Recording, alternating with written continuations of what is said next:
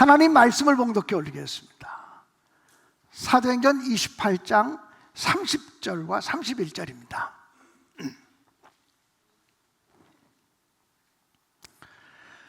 새번역 성경으로 읽어드리겠습니다. 바울은 자기가 얻은 셋집에서 꼭 2해 동안 지내면서 자기를 찾아오는 모든 사람을 맞아들였다. 그는 아무런 방해도 받지 않고 아주 담대하게 하나님 나라를 전하고 주 예수 그리스도에 관한 일들을 가르쳤다. 아멘. 우리가 성경을 보면 하나님이 친히 세우신 기관이 2개가 있습니다.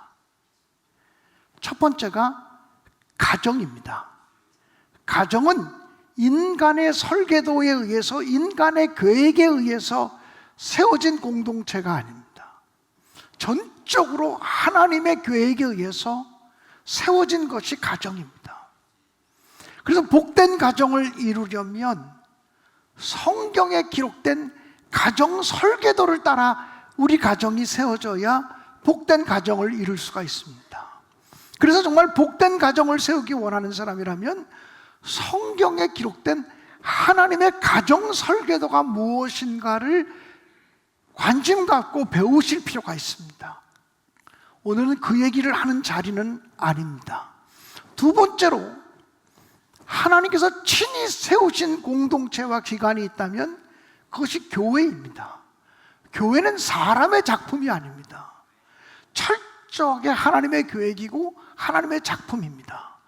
예수께서 부활 승천하셨음에도 불구하고, 그리고 부활하신 예수님을 여러 번 만났음에도 불구하고 예수님의 제자 공동체는 와해되었고 예수님을 따라다니던 사람들은 다 흩어지기 시작했습니다. 예수님이 가시는 곳마다 수천 명, 수만 명씩 따라왔거든요. 오죽하면 베세다 광야에서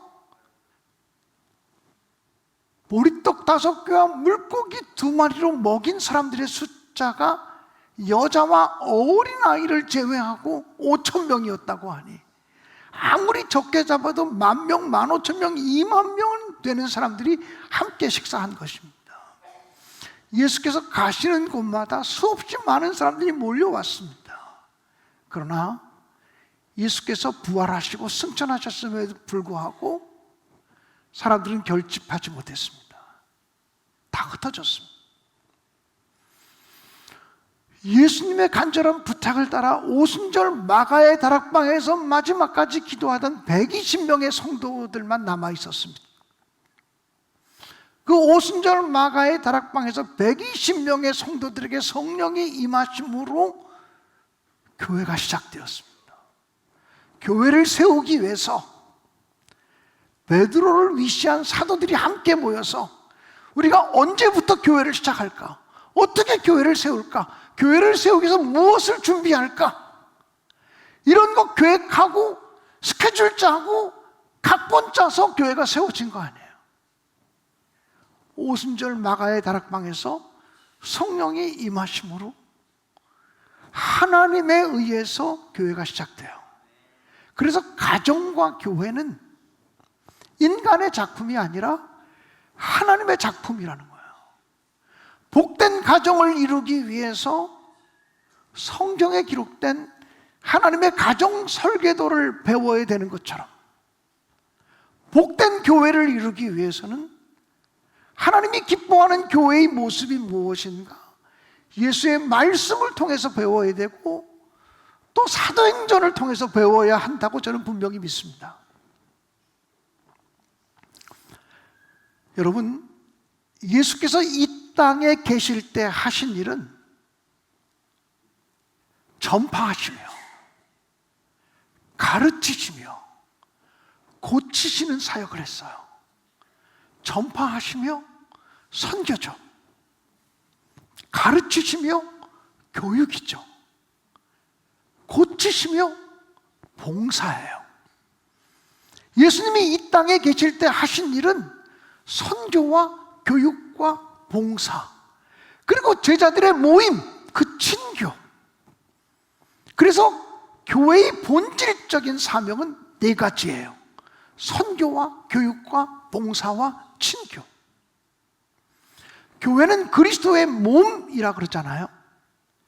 그리스도의 몸이기 때문에 주님이 이 땅에 계실 때 하시던 일을 계속 준행하는 게 교회의 사명이에요. 그래서 주님이 이 땅에 계실 때 하신 일, 선교하고 교육하고 봉사하고 친교하는 일, 이 네 가지가 교회의 본질적인 사명이에요. 우리 교회는 우리 교회에게 주어진 시대적인 사명이 있었어요. 그 시대적인 사명은 이 지역이 재개발됨에 따라서 예배당을 이전해서 교회를 건축해야 된다고 하는 거예요. 교회 건축은 교회의 본질적인 사명이 아니에요. 우리 교회에게 주어진 시대적인 요청이었고 시대적인 사명이었다는 것이죠. 그래서 우리 교회는 교회를 건축할 때에도, 심지어는 두 채를 내고 빚을 내어 건축하면서도 교회의 본질적인 사명은 소홀히 하거나 또는 내려놓지 말자라고 하는 결정을 했어요. 교회를 건축하면서도 선교하고 교육하고 봉사하고 친교하는 일을 조금도 늦추지 않았다고 하는 것이죠. 오늘날도 마찬가지예요. 교회는 선교와 교육과 봉사와 친교가 균형 잡히게 발전해야 주님이 기뻐하는 주님의 몸을 세울 수 있음을 믿습니다. 그게 주님의 교훈을 통해서 배우는 교회의 모습이고요. 사도행전에 나타나면, 사도행전을 보면 비로소 교회가 출현해요. 그래서 사도행전적인 교회를 만드는 것이 정말 주님이 기뻐하시는 교회, 주님이 원하시는 교회를 만들어가는 것이라고 저는 분명히 믿습니다. 사도행전적인 교회는 어떤 교회일까요? 무엇보다 오순절 마가의 다락방에서 성령 강림으로 시작된 것이 사도행전적인 교회예요. 120명이 모여서 기도했는데 어떤 지도자 몇몇 사람에게 성령이 임한 것이 아니었어요. 사도들 몇 사람에게 성령이 임한 것이 아니었어요. 그것에 모여서 함께 기도하는 120명 전체에게 한 사람도 예외 없이 한 사람 한 사람이 성령의 능력과 임재를 경험함으로 시작된 것이 교회였어요. 그러므로 사도행전적인 교회란 뭐냐? 성도 한 사람 한 사람이 성령의 능력, 성령의 임재, 성령의 권능을 경험하는 사람이 되는 거예요. 담임 목사가 성령 충만하고 무슨 장로님들이 성령 충만해서 이끌어가는 교회가 사도행전적인 교회가 아니에요. 이곳에 모이신 한 사람 한 사람, 누구도 예외 없이, 한 사람도 예외 없이 다 성령의 임재와 성령의 충만과 성령의 경험을, 성령의 능력을 경험하는 복된 교회가 되어지기를 주님의 이름으로 간절히 축원합니다. 예루살렘에서 형성되어진 초대교회는 날마다 모여서 떡을 떼며 기도하고 예배하고 그리고 사랑이 충만한 교회를 이루었어요. 어느 정도 사랑이 충만했냐면 자발적으로 자기의 전 재산을 교회에다 바쳐서 교회에서 그 물질을 가지고 서로 나누는 원시 공산주의 사회를 이루었어요. 누가 억지로 빼앗는 것이 아니라, 강제로 빼앗는 것이 아니라 하나님께 헌신하고 하나님께 드리고 싶은 마음이 충만해서 자발적인 마음으로 물질까지도 내 것이라고 여기지 아니하고 이 물질 하나님의 것이야, 하나님의 제단의 바침으로 모든 사람들에게 공평함과 평화가 이루는 공동체를 만들어갔던 것이 초대교회 공동체였습니다. 그런데 초대교회에 죄악이 들어오기 시작했어요. 사도행전에 보면 바나바라고 하는 사람이 자기의 전 재산을 팔아서 그것을 사도들의 발 앞에 두었어요. 그것 때문에 초대교회 공동체로부터 이 바나바가 칭찬받고 인정받고 높임받게 되었어요. 그것을 바라보고 있는 아나니아와 삽비라라고 하는 사람이 두 부부인데, 우리도 바나바만큼 인정받고 바나바만큼 칭찬받으면 좋겠다, 그런 마음을 가지고 자기의 논과 밭을 팔아서 일부는 하나님께 드리고 일부는 감추어 놓고 교회 공동체에다는 뭐라고 말했냐면 전부를 드렸다고 이야기했어요. 근데 하나님이 그것을 용납하지 않으셨어요.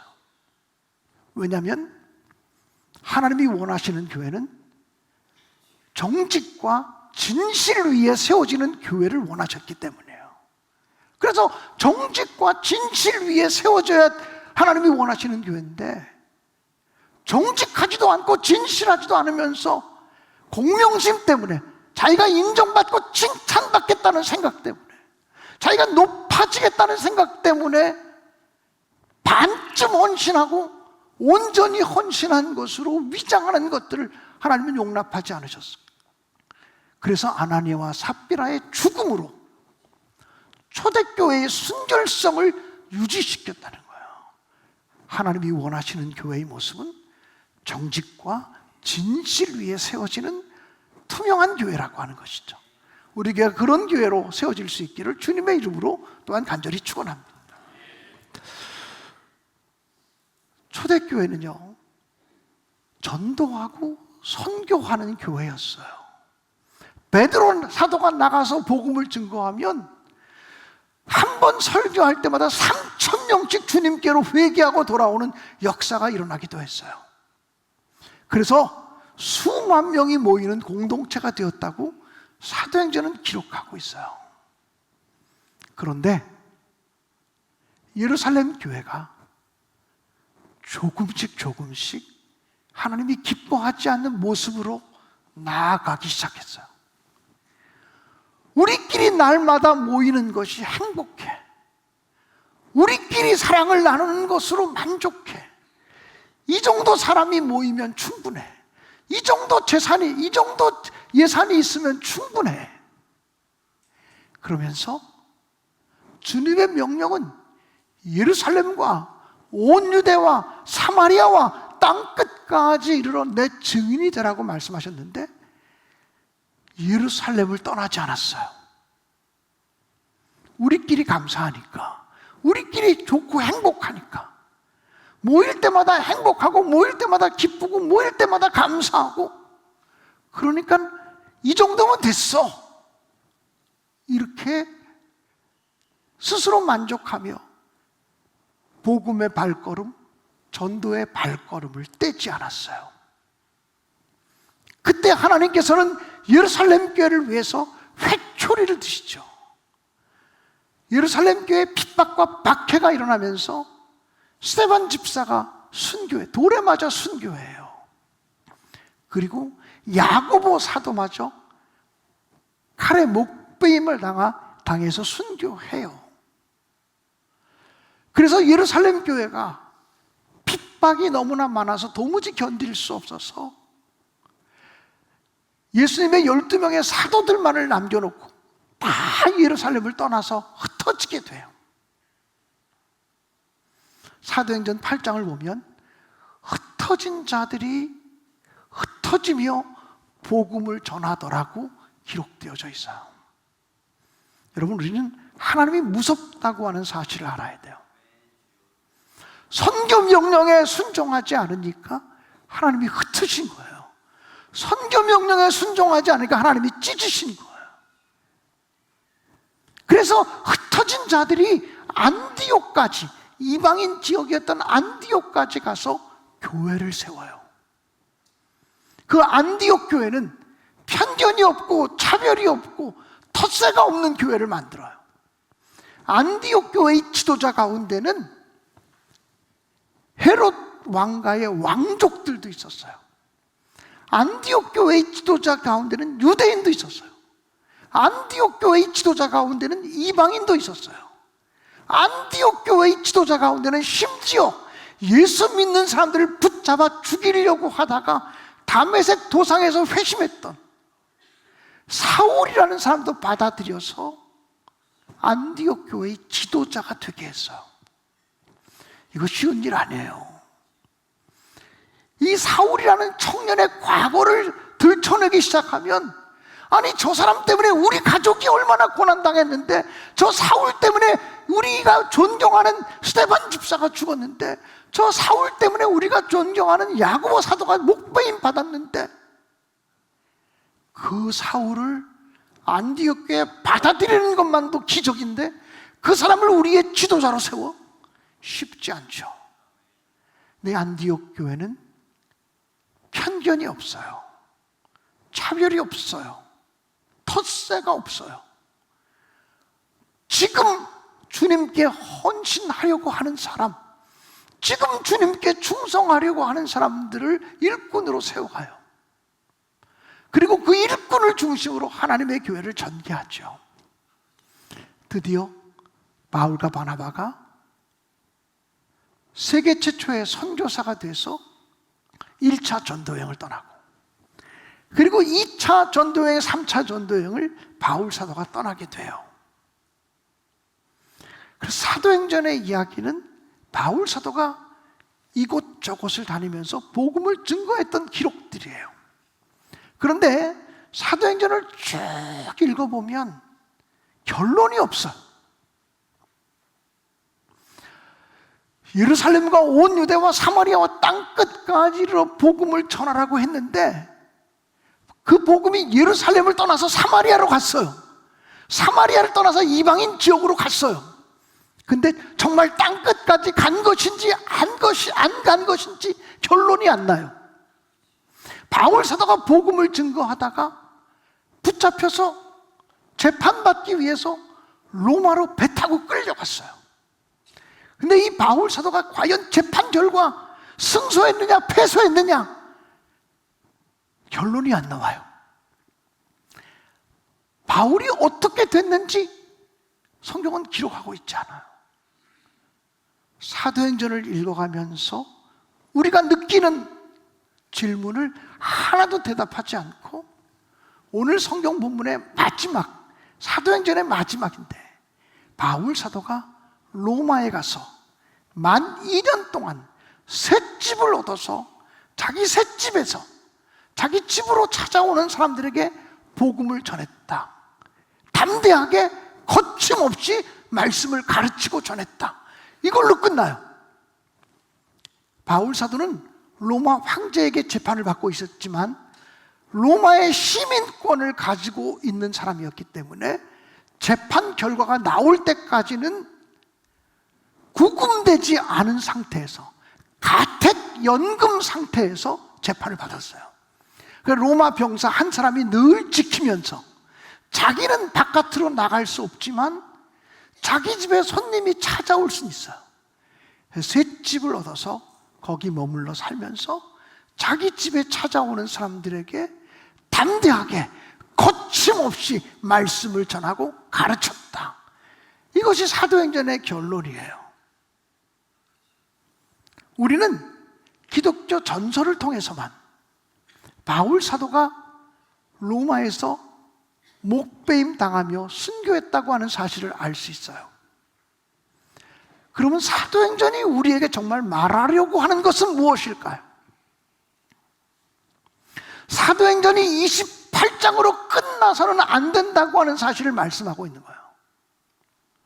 사도행전 28장까지는 로마에서 복음이 전해지기 시작했다는 것을 이야기해요.